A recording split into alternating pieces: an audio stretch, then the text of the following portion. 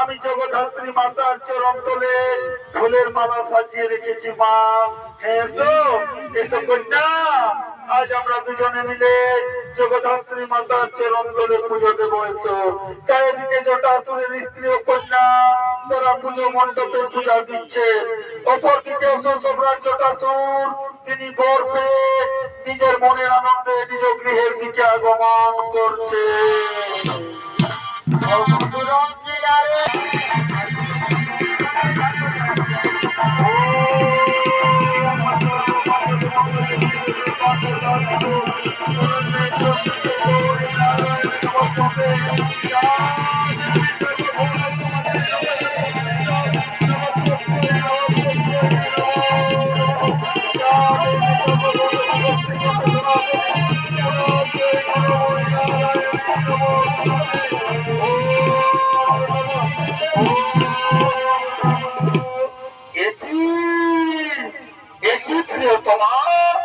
সাজাই সুগন্ধ পুষ্পের মালা পঞ্চ প্রদীপ জ্বালি কাহার চরণ তলে দিতেছে পুষ্পাঞ্জলি।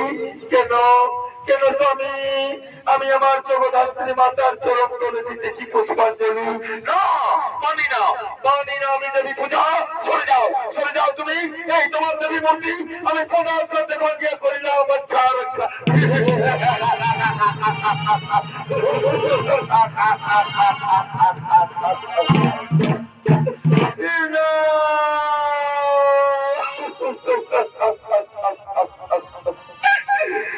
তুমি কি করলে গো স্বামী? জগদ্ধাত্রী মাতারে ভাগিয়া করিলে চার কার। শোনো রে মন্ত্রী, সেনাপতি, সৈন্যগণ, আদেশ করুন মহারাজ। মনে পড়ে সেই ব্রহ্মদেবের কথা, নববালিকার হস্তে আমার হইবে মরণ। তাহলে আমার কন্যা তো আমার করতে পারেনি ধন। তার আগে আমি আমার কন্যাকে নিজ হত্যা পরিমাণে ধন।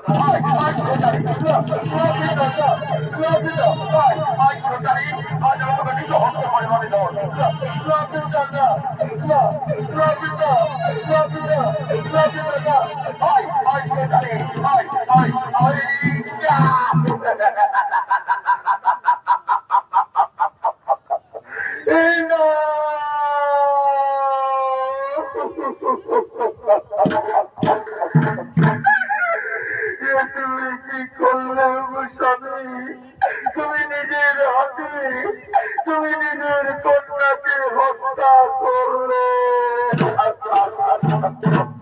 কথা বলো কন্যা, কথা বলো, সারা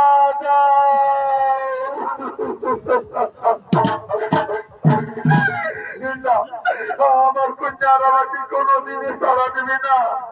সে চির নিদ্রায় নিদ্রিত হয়ে গেছে। তাহলে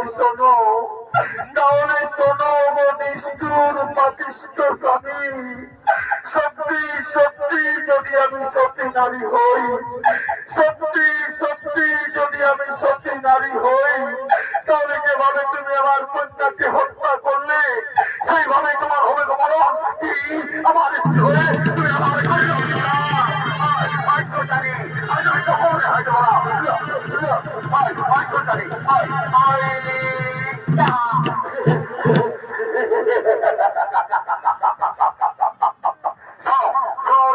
সেনাপতি খণ্ডবল বিলম্বের নয় প্রয়োজন। তো অতি শীঘ্র আমরা সর্বরাজ্য করবো আক্রমণ। তো এদেরকে নিয়ে চলো।